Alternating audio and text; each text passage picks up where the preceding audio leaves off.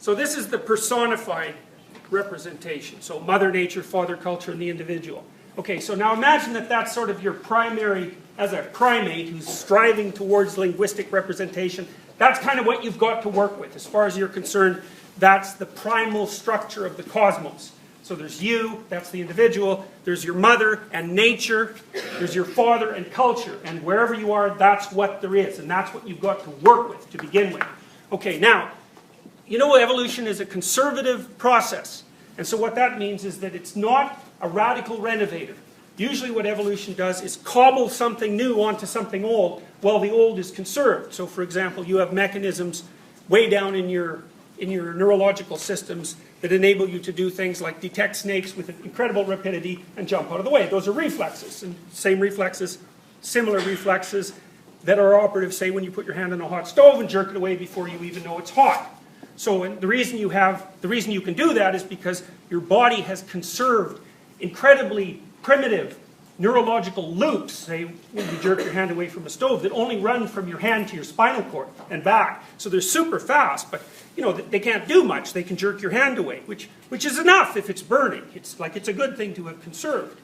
So human beings, as they evolved cognitively, started out with this social cognitive architecture that they interpreted the world through. And you can see why this would be, partly because, well, we do live in an intensely social environment. There's always been mothers, there's always been fathers, and then you add to that the human fact that we have this unbelievably long developmental period where we're fundamentally incapable of taking care of ourselves, right? So, you know, when something like a moose calf is born, it's like 3 minutes later it's wandering around, and if a wolf shows up, it can run beside its mother. It's like a human baby just lays there for like a year, you know.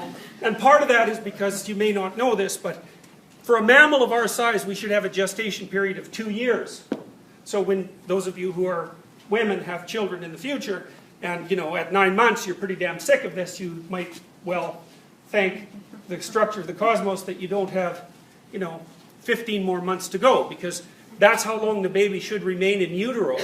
The reason it doesn't is because its head grows too fast, because we have this big brain, and so there's this weird evolutionary arms race between the mother's body and the pelvic girdle and the head size of the infant, and the way that's all sorted itself out is women's hips are still narrow enough so they can run, because if they were any wider they'd have a hard time running, and the baby is born at 9 months instead of 24 with the compressible head, because babies' skull bones aren't put together, and so when they pass through the birth canal, their head can be crushed, and quite a lot, so that, hopefully they live.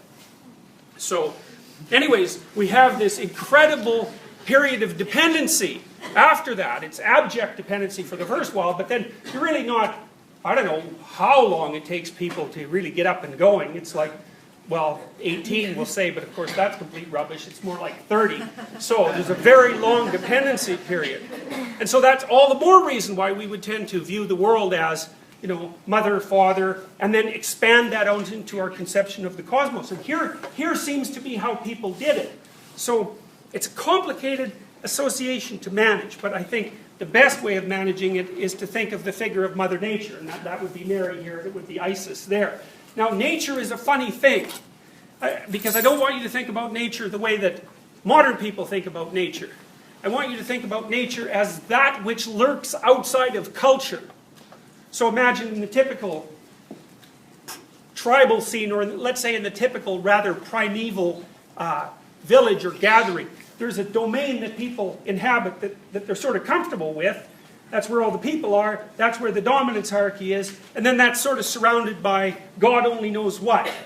Like the outside world, the barbarians, the darkness that eats the sun when it goes down at night, all the things that are foreign and uncomfortable are outside of that circle, and that's nature. What's outside of culture is nature. And so nature is the unknown.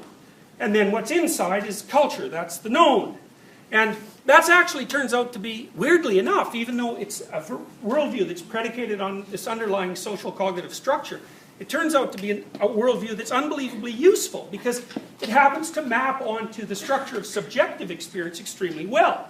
In that, wherever you go, you're viewing the world through a cultural lens, and you're usually encapsulated in a culture as well. I mean, it's virtually impossible now to go anywhere where culture isn't with you and around you. I mean, you can do it from time to time.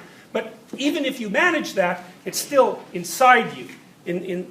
It's coded in the way that you behave, and it's structured the way you perceive things and think about them. So even if the outside world is devoid of cultural artifacts, doesn't matter because you're a cultural artifact right to your core. Despite that, and it's the incorporation of the culture that allows you to maneuver and live and act and do that somewhat successfully. Despite that you're enculturated and embedded in culture, nature can pop up and disturb you pretty much at any moment. And that happens when whatever it is that you're doing doesn't work. And so the way that humanity naturally perceives the world and symbolizes the world is as a place that's basically composed of culture. And culture is where you are when things are going according to how you want them to go. That's sort of the definition of knowing. Right? It's not knowing a set of facts. It's knowing how to behave so that the ends that you're pursuing get acquired. And that's more important in many ways than knowing facts. Facts may help you do that, but they may not too. So there's the place you are when you know what you're doing and you get what you want, and then there's that other place that pops up all the time where you haven't got a clue about what to do. And that's the place that, it's like a transcendent place, and that's nature. And the transcendent place is where all the mysteries of life come from, the things that you cannot handle, the diseases, the illnesses, death, disappointments, frustrations, all the things that knock you for a loop and make you tumble underground. And that's nature, nature like a predator.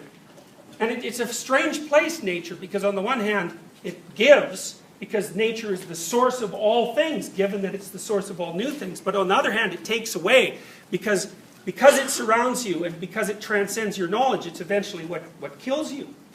So people have a very ambivalent relationship with nature and